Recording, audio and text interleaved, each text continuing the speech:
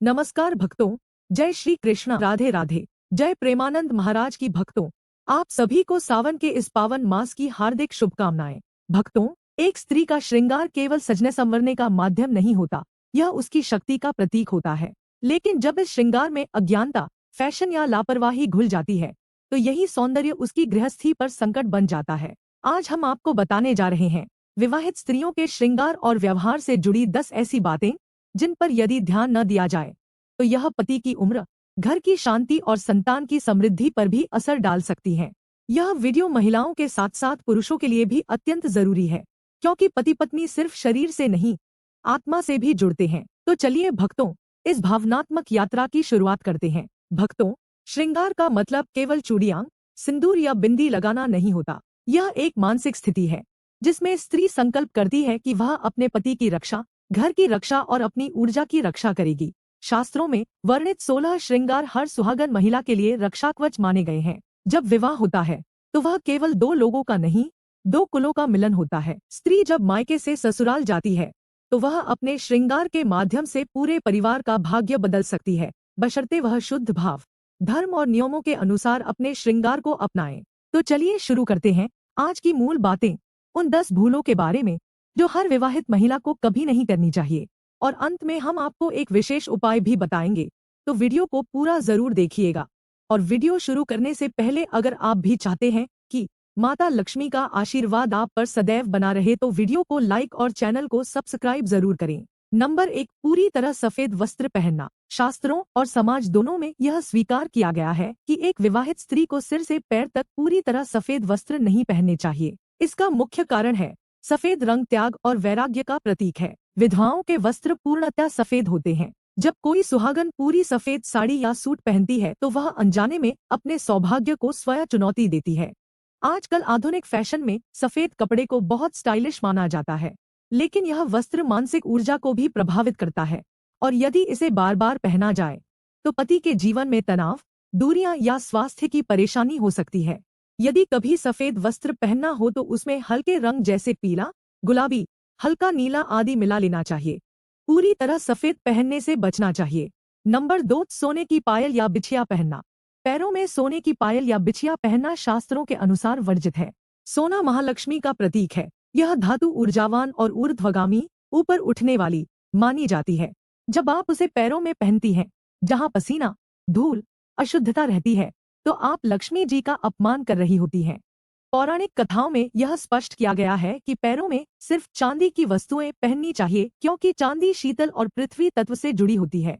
सोने को पैरों में पहनने से न केवल आर्थिक संकट आता है, बल्कि घर में लक्ष्मी का वास कम होता है। कई घरों में यह पाया गया है कि जहां स्त्रियां सोने की पायल पहनती हैं, वहां पारिवारिक कलह, पति पत्नी के झगड़े और धन की तंगी अधिक देखने को मिलती है। नंबर 3, सिंदूर का त्याग करना। सिंदूर केवल सजावट का सामान नहीं है, यह एक शक्ति सूत्र है। मांग में सिंदूर भरना एक स्त्री के सुहाग की रक्षा के लिए किया जाने वाला कर्म है। जब कोई स्त्री ऑफिस या आधुनिक समाज के कारण सिंदूर लगाना छोड़ देती है तो वह अपनी आध्यात्मिक ऊर्जा को स्वयं कमजोर कर रही होती है। सिंदूर में चमत्कारी शक्ति होती है। यह पति की लंबी उम्र, वैवाहिक सुख और संतान सुख से भी जुड़ा हुआ है। मांग का सिंदूर आपके विचारों, इच्छाओं और संकल्प को मजबूत करता है। यदि कभी बाहर न लगाना हो तब भी सुबह उठकर पूजा के समय अवश्य लगाएं। नंबर 4, मंगलसूत्र को केवल गहना समझना। मंगलसूत्र केवल एक सोने की जंजीर नहीं है, यह एक स्त्री के वैवाहिक जीवन की डोर है। यह भगवान शिव और माता पार्वती के पवित्र बंधन का प्रतीक है। इसके काले मोती बुरी नजर से रक्षा करते हैं और पीला धागा मंगल ग्रह की उग्रता को शांत करता है। आजकल कई महिलाएं इसे स्टाइलिश गहना मानकर केवल शादी या पार्टी में पहनती हैं और रोजमर्रा में उतार देती हैं, लेकिन यह व्यवहार उस आत्मिक ऊर्जा को तोड़ता है जो पति पत्नी के बीच होती है। मंगलसूत्र को केवल अलमारी में रख देने से उसका प्रभाव नहीं होता, उसे शरीर पर धारण करना आवश्यक है। नंबर 5, किसी और महिला का सिंदूर लगाना। शास्त्रों में यह स्पष्ट कहा गया है कि कभी भी किसी और का सिंदूर अपनी मांग में नहीं भरना चाहिए, क्योंकि हर महिला का सिंदूर उसकी आत्मा, उसका भाग्य और उसका सौभाग्य लिए होता है।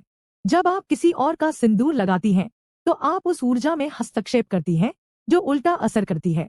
इससे आपके पति के काम में रुकावट, बीमारियां या वैवाहिक जीवन में कड़वाहट आ सकती है। इसलिए हमेशा अपना सिंदूर स्वयं खरीदें और खुद ही लगाएं।